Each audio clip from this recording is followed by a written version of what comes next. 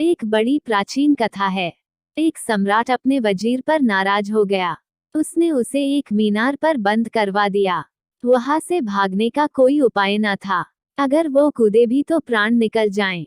बड़ी ऊंची मीनार थी। उसकी पत्नी बड़ी चिंतित थी, कैसे उसे बचाया जाए। वो एक फकीर के पास गई।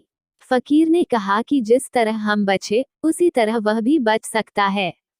पत्नी ने पूछा कि आप भी कभी किसी मीनार पर कैद थे। उसने कहा कि मीनार पर तो नहीं, लेकिन कैद थे। और हम जिस तरह बचे, वही रास्ता उसके काम भी आ जाएगा। तुम ऐसा करो। उस फकीर ने अपने बगीचे में जाकर एक छोटा सा कीड़ा उसे पकड़कर दे दिया। कीड़े की मूंछों पर शहद लगा दी और कीड़े की पूंछ में एक पतला महीन रेशम का धागा बांध दिया।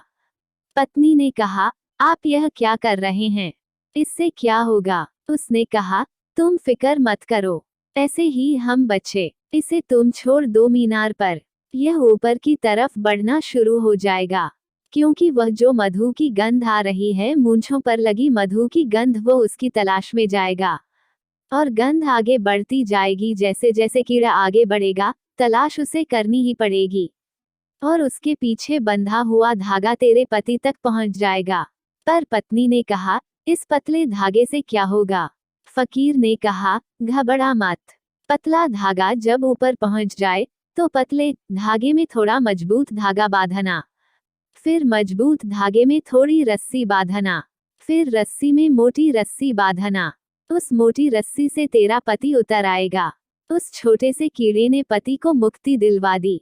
एक बड़ा महीन धागा, लेकिन उस धागे के सहारे और मोटे धागे पकड़ में आते चले गए।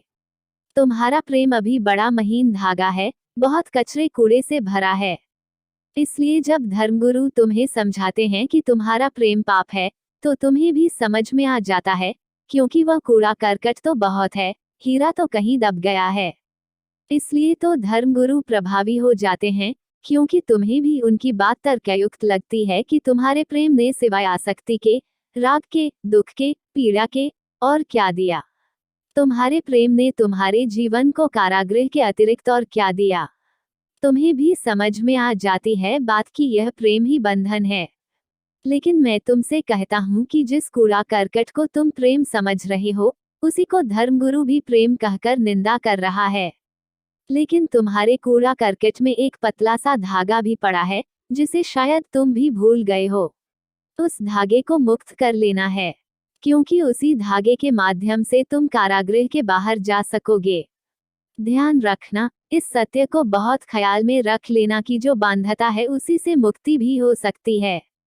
जंजीर बांधती है तो जंजीर से ही मुक्ति होगी। कांटा गड़ जाता है, पीड़ा देता है, तो दूसरे कांटे से उस कांटे को निकाल लेना पड़ता है। जिस रास्ते से तुम मेरे पास तक आए हो, उसी रास्ते से वापस अपने घर जाओगे। सिर्फ रुख बदल जाएगा, दिशा बदल जाएगी। आते वक्त मेरी तरफ चेहरा था, जाते वक्त मेरी तरफ पीठ होगी। रास्ता वही होगा, तुम वही होगे। प्रेम के ही माध्यम से तुम संसार तक आए हो, प्रेम के ही माध्यम से परमात्मा तक पहुंचोगे। रुख बदल जाएगा, दिशा बदल जाएगी। सितारों के आगे जहां और भी हैं, अभी इश्क के इम्तिहान और भी हैं। जिसे तुमने प्रेम समझा, वह अंत नहीं है। अभी इश्क के इम्तिहान और भी हैं। अभी प्रेम की और भी मंजिलें हैं, और प्रेम के अभी और भी इम्तिहान हैं, परीक्षाएं हैं। और प्रेम की आखिरी परीक्षा परमात्मा है। ध्यान रखना, जो तुम्हें फैलाए वही तुम्हें परमात्मा तक ले जाएगा। प्रेम फैलाता है, भय सिकुड़ाता है। संसार से डरो मत, परमात्मा से भरो। जितने ज्यादा तुम परमात्मा से भर जाओगे, तुम पाओगे तुम संसार से मुक्त हो गए। संसार तुम्हें पकड़े हुए मालूम पड़ता है, क्योंकि तुम्हारे हाथ में कुछ और नहीं है। आदमी के पास कुछ न हो तो कंकड़ पत्थर भी इकट्ठे कर लेता है। हीरे की खदान न हो तो आदमी पत्थरों को ही इकट्ठे करता चला जाता है। मैं तुमसे कहता हूँ, हीरे की खदान पास ही है। मैं तुमसे कंकड़ पत्थर छोड़ने को नहीं कहता। मैं तुमसे त्याग की बात ही नहीं करता। जीवन महाभोग है, जीवन उत्सव है। मैं तुमसे यही कहता हूँ कि जब विराट तुम्हारे भीतर उतरेगा, क्षुद्र अपने आप बह जाएगा। तुम विराट का भरोसा करो, क्षुद्र का भय नहीं। तुम विराट को निमंत्रण दो, क्षुद्र को हटाओ मत। ध्यान रखो, क्षुद्र से लड़ोगे, क्षुद्र का बहुत चिंतन करोगे, कैसे इसे छोड़े, कैसे इससे मुका हूं, उतने ही बंधते चले जाओगे। क्षुद्र का चिंतन भी क्या करना, मनन भी क्या करना। क्षुद्र बांधेगा भी क्या, उसकी सामर्थ्य भी क्या है।